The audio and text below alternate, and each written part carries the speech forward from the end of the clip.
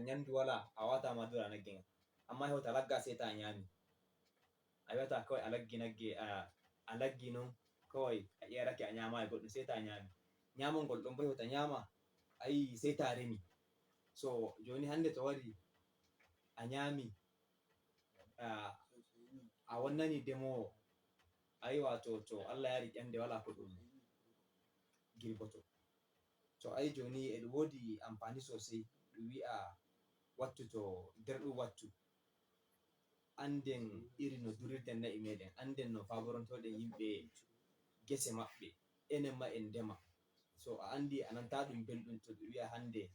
goɗɗo wari wonnanima gesa maɗa ayi a nanta belɗum to enen ma e ɗum wodi amfani sosai enen fulɓe duroɓe anden no faborontoɗen yimɓe gese maɓɓe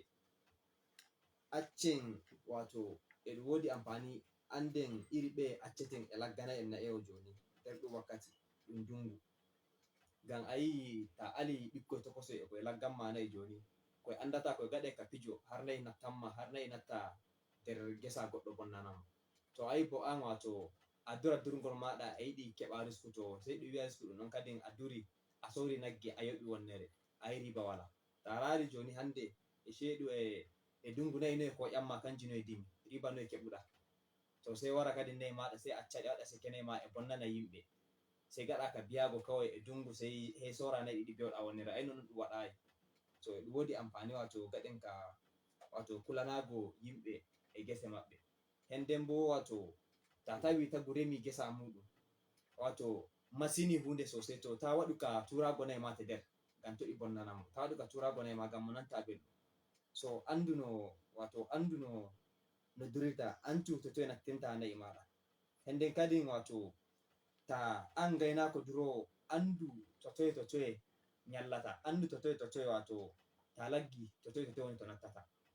wato ngam amma faboɗa jamu maɗa natta ladde nden ɗon jamburtoɗa jam gaɗa non bo wato e wodi alfalu anda wato ta laggi daga subaka to ta waɗu ka jengingo jenginol nagge jenginol durngol wala amfani ayi joni hande ta laggi a ƴerilawake hewta nange yana hewta niure daɗɗo to ayi ta tongake nayi maɗa to ma wonge wartayi ayi a andai no watta wato daɓɓitange to amma ta jengini a acci ladde daga subaka a acci wuro daga subaka a natti ladde an woni a ƴeraki ma gaɗa magrib to ayi fa ko a ƴerake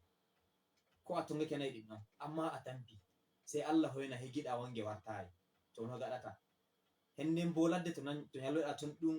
wato e ɗum woɗɗiti to ayi fa ɗon wato asara nangete to hanjum wato en gaɗu ka durgol en kakkilana jamu meɗen jamu na'i meɗen e jamu wato yimɓe ɓe gonduɗen ngam heɓa joddoɗen jam kowa wato joddoɗa jam e muɗum non no andirɗa giɗirɗa durgol maɗa non kowa yiɗiri wato sana'a mum ɗum waɗata so Allah wallay so wato gaɗa non e mi yiɗi hewta shiri waɗa karshe inchallah min hokkay on wato wattu ɗum bolwoton kowa wolwa daidai hunduko muɗum inchallahu so sai ɗiɗaɓum inchallahu nder ɗum wato sati saliɗum ɗa'e wato kungiya mi etti Allah wato ɓe okki habaru majjol han wato mataimaki ardiɗo kungiya ɗum mo leydi wato biyeteɗo alhaji biyeteɗo injiniya munir atiku lamiɗo wato hanko woni mataimakijo ardiɗo kungiya mi etti Allah so ɓe bi o acci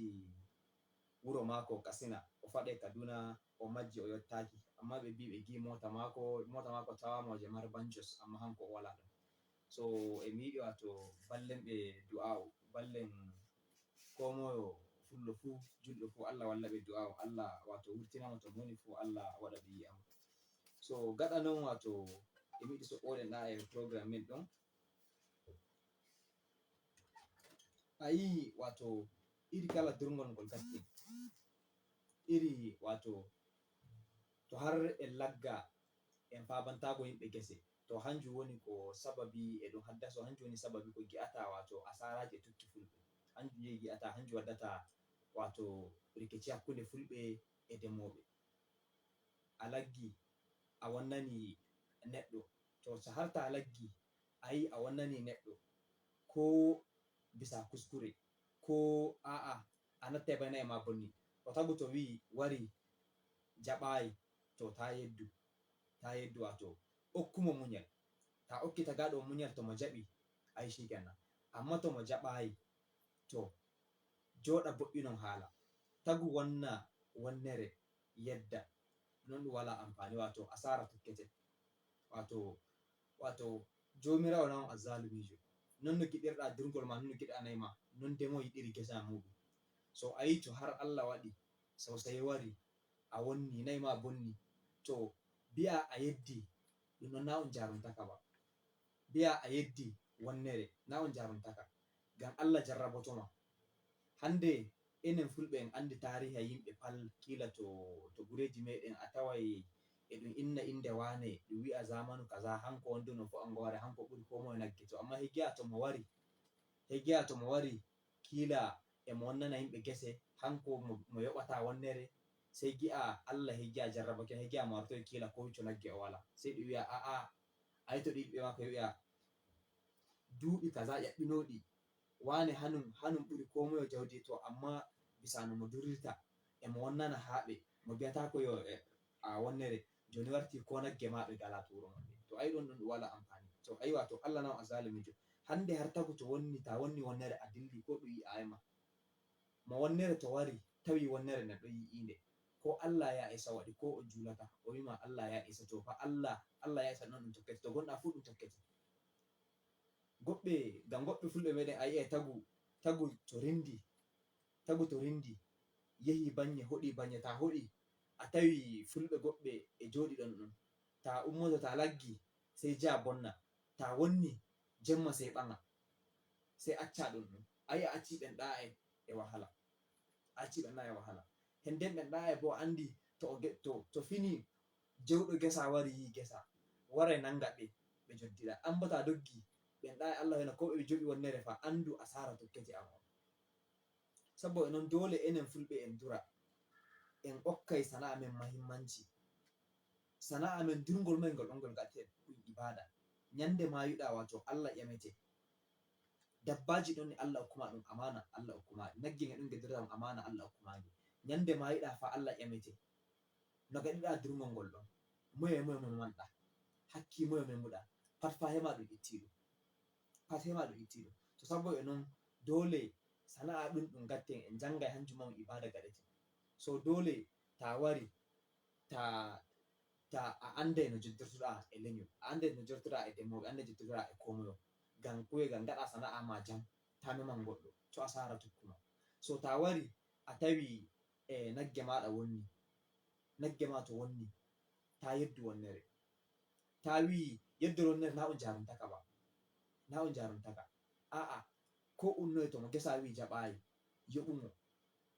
bo'ine, to on bo'ini to jango fa a laggai a wartai, ngam accata ɗe nder ladde,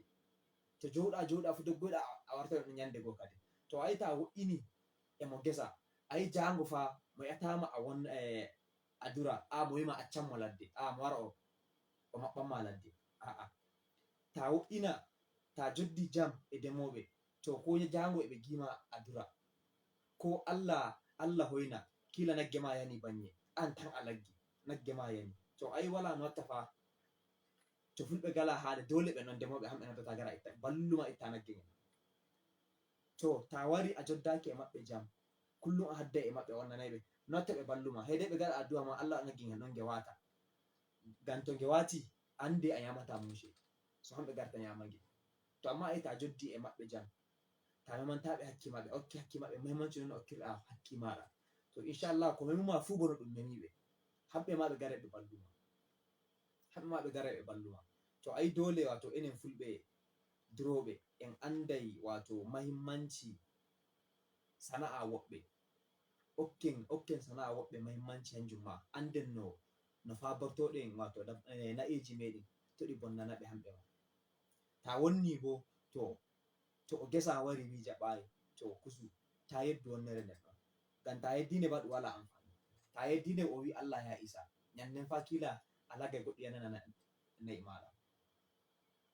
Allah hoyna so Allah wallay so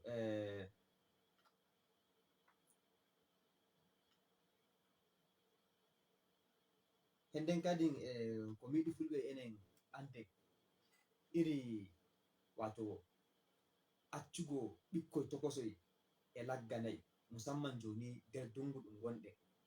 ayi ɓikkoy tokosoy to koye anda koye andano koye kedirantanayi to a ewa koye koye e koye laggi ɓikkoy tokosoy e koye laggi hegiya e koye joofi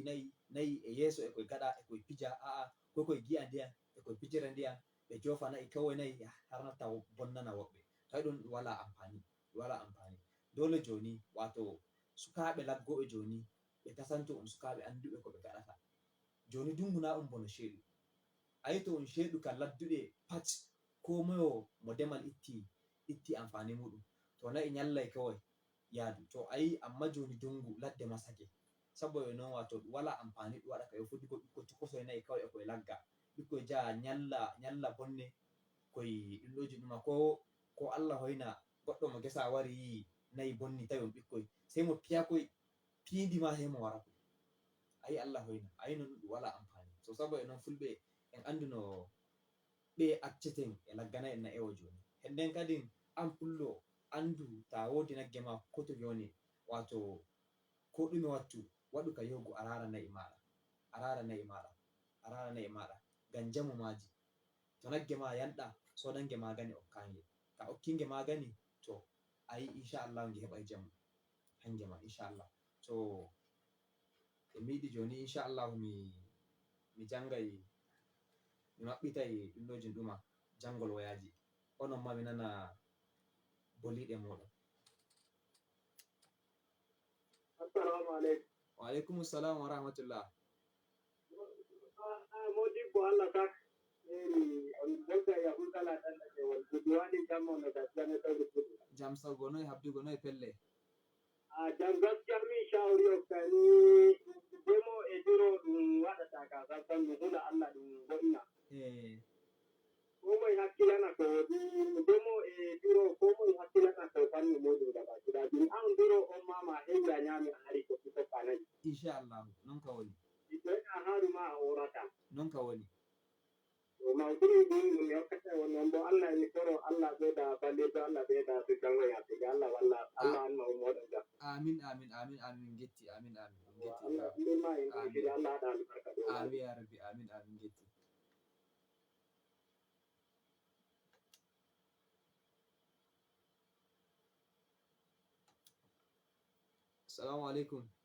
assalamu alaikum wa rahmatullah wa alaikum assalam mamin bolbolata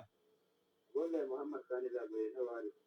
Muhammad Sani wali jam fini jam ne kuɗe alhamdulillah ne kuɗe jam sago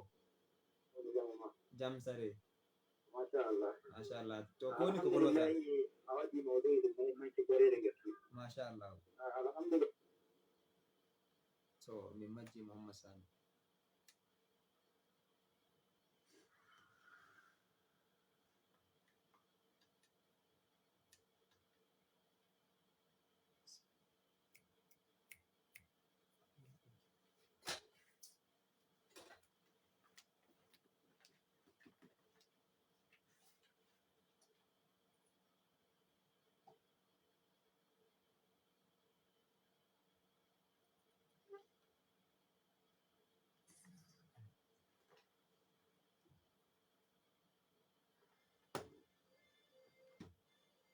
telefon ya ɗauki sa cajin shi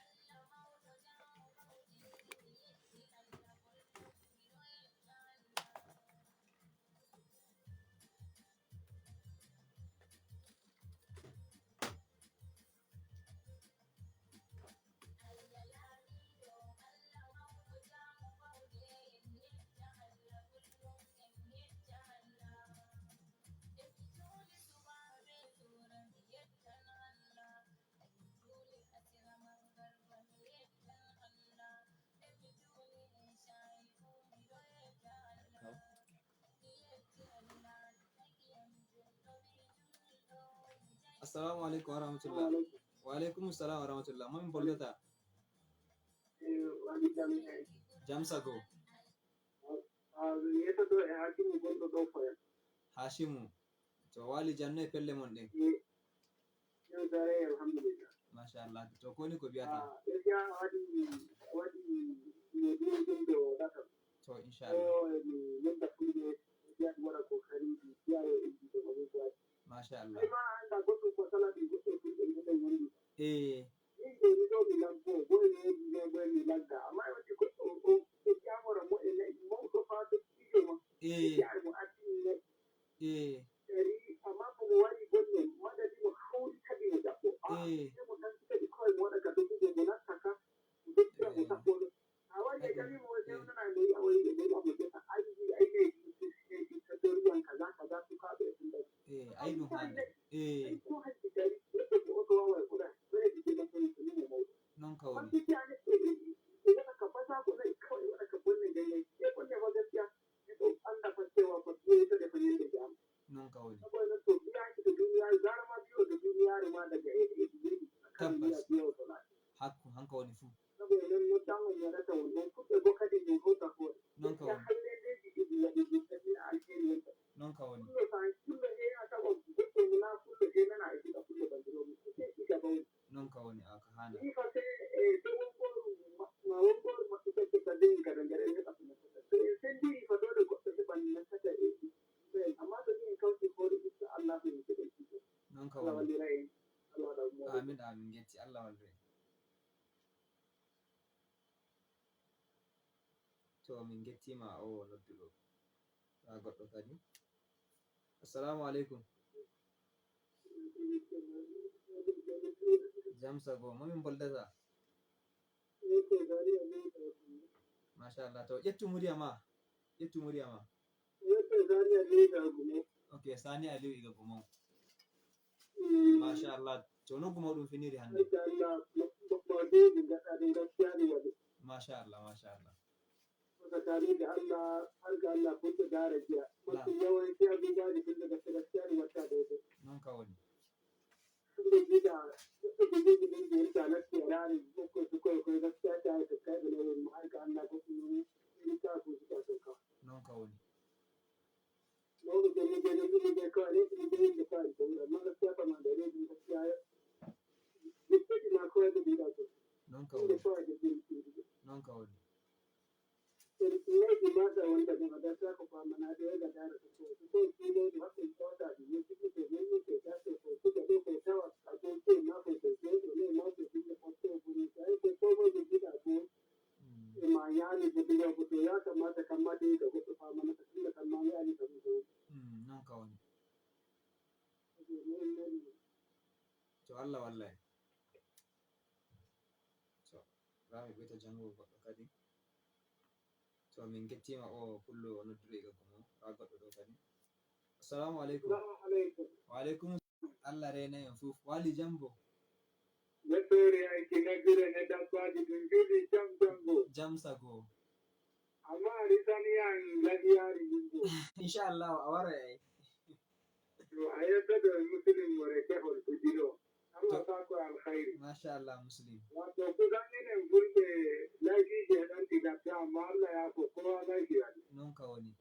ɗum irin sukaɓe koye jiyata ɗum turo koye handa e ga gaskiya ko ɗum waɗata fu ɗum daro ɗum waɗa gonga ayi hande ko an hoore maɗa bonnuɗa na'i maɗi hoore maɗi wirtiɗi wonnanma ɗum wela sakko har wonnana goɗɗo ayi tafi e ma kadi Allah en fu meɗen en fulɓe en dara goɗɗumi en dara ɓe cettaɓe ɓe gonɗiɗen ɓe wallahi eɓe koy kamɓe Allah enen fulɓe to ina harlende ittindirɗen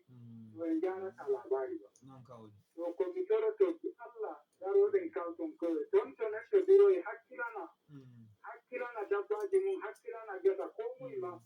e kaɗon e ko muy ma hakkilana gesa mum di Allah hakkilana kaɓɓalen me ma di Allah ɗumoɗon jam innana an aliyu kunga to mo nana inchallah mo nana to ayiwa to bandiraɓe men to en daari inchallahu an to a fuɗɗiti en daari wato ɗum mawdu'i ayi a wodi gesa a rema joni fullo mo tawɗo a fuɗo a tawi fullo e dura e rema to ayi harta andi an ko an hoorema hande ɗum wi na'i ma bonnanima gesa maɗa na'i ma bonnanima tan ananta belɗum to accu bi'a goɗɗo o durata ma kawai gesa ma ko tan hanka tan o maysi ja bonnanamo kadin doggida nayi maɗa wara kadin gedda bi'a an a wonnai wonnere to ayi fa alhaki ɗum ɗon fa ɗum yanata saboda non wato en nodda arɗuɓe meɗen ardiɓe anguwaje gure ɗum waɗa mataki boɗɗum dow wato boɗɗingol bonne ɗe ayi inchallah enen fulɓe fa masalaji men to har en boɗɗiniɗi meɗen to inchallah Allah wo'inanay en ma hakkunde meɗen e woɓɓe Allah wo'inanay en amma to har an ayi wala notta bi'a hande a nyama hakki goɗɗo kawai bi'a non a dillay non Allah jarrabaki ma to hennen kadin joni bonnana goɗɗo ɗo an a wi'a a doggi a yeddi a doggi a hisi a ɓangi ko a ɓangi a acci ɓe gonduɗa e wahala a hoti banye to fa andu ta mayi fa Allah ƴamoyte to gara ma biyoɗa hakki ma gara ma biyoɗa wonnere ɗo ko dow ja lahira biyoɗa to lahira Allah hinana rami jangongol kiro assalamu alaikum. Wa alaikum salam wa rahmatullah. Masha Allah mun boldata. Bolde Muhammad Sani Zabare Allah din ko wato. Masha Allah Muhammad Sani. To noy pelle ɗum. Alhamdulillah wato a wadi mawdu'i dan ma'ana sosai ko lokaci ko dai. Na'am, masha Allah. Alhamdulillah wato conference da mawdu'i ko ne halin da yake maka da shi ko. Na'am. Abdullah sai ko Allah ya tsaya. Na'am. To kada nan ku yi mi fota hankali irin kun kan ji bai. Tun da gina nan ma da zamba da ji ga. Non ka woni. Amma ku yi don fahimta kan wani hanko ma demo ko wadana hore ma ku asiri mu kai la da wala mamaki da kila. Non ka woni. Non ka woni.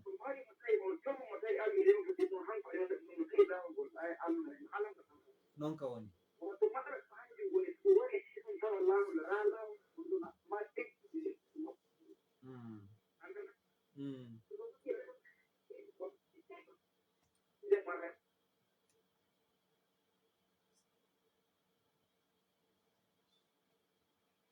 To an bono do min nanatama boɗɗum inchallah rami janga ngol ngol karshe. Assalamu alaikum. Assalamu alaikum. Angoro lafiya alhamdulillah. Ɗaya bakwai inchallah to wato en gari karshe ɗum maudu'i men ɗum hande sai en do jomirawo holla en wato asawere garore ma daidai ɗum wakkati inchallah 11 yarini 11 wato yande talata fuf wato Allah walla en Allah yara en wato min woni bandirawo moɗon Aliyu Yusuf wato Allah hokka en jam inchallah.